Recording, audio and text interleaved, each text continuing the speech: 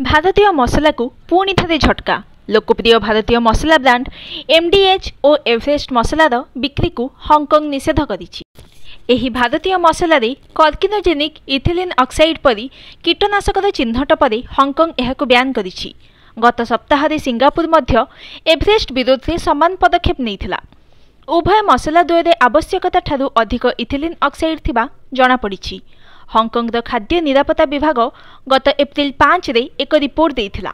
उक्त रिपोर्ट रे लेखा जाइथिला जे एमडीएच माड्रास करी पाउडर, सांबर मसला पाउडर और करी पाउडर इथिलीन ऑक्साइड उपस्थिति प्रमाणित होईछि।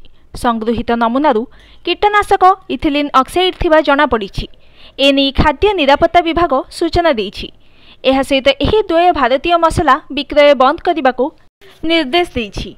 एथि सहित एवरेस्ट ग्रुपर फिश करी मसला कीटनाशक थिबा प्रमाण मिली। International agency for research on cancer द्वारा इथाइनल ऑक्साइड ग्रुप 1 कार्सिनोजेन भाव वर्गीकृत होईछि। यह स्तन कर्कट रोगर आशंका बढ़ाइबा सहित स्वास्थ्य प्रति विपद सृष्टि करिथाय। सीएफएस पक्षरु दिया जाइथिबा एही विवृत्ति उपरे उभय एमडीएच एवं एवरेस्ट मसला कौनसी प्रतिक्रिया रखि नाहंती। नियमित अनुसंधानर एक अंश भाव में सीएफएस हांगकांग 3टी आउटलेट्रु एही मसलार उत्पादन नैथिला। परीक्षा पर जणा पड़िछि जे एही मसलारे कीटनाशक और इथिलीन ऑक्साइड रहिछि बोली कहिसंती सीएफएस मुखपात्र। तेबे सीएफएस विक्रेता माननकु एही मसला विक्रय बंद करिबा एवं उत्पाद गुड़िक अपसारण करिबा पई निर्देश देई सारिछि।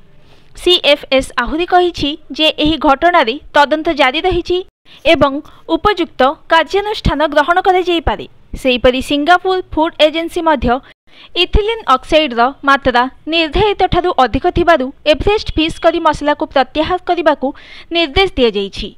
एसएफए कहिछि जदियो इथिलीन ऑक्साइड मात्रा कम थिबा खाद्य खाइबा द्वारा तुरंत विपद नहीं, किंतु दीर्घ समय पर्यंत एहार प्रभाव रहिले जटिल स्वास्थ्य समस्या सृष्टि करि पारे। जो माने एही मसला किनिछंती सेमाने एहाको व्यवहार न करिबाको परामर्श देइछि एसएफए। जो माने व्यवहार परे सेमानकर स्वास्थ्य विषय चिंता करुछंती सेमाने डाक्टरंकर परामर्श करिबा उचित।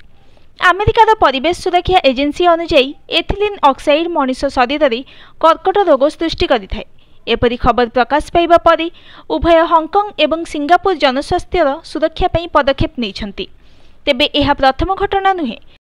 2023 मसीह अमेरिकार खाद्य एवं ड्रग एडमिनिस्ट्रेशन द्वारा एवरेस्ट फूड रे साल्मोनेला मिलिबा फल प्रत्याहार करने को निर्देश देइथिला। Bureau report news today.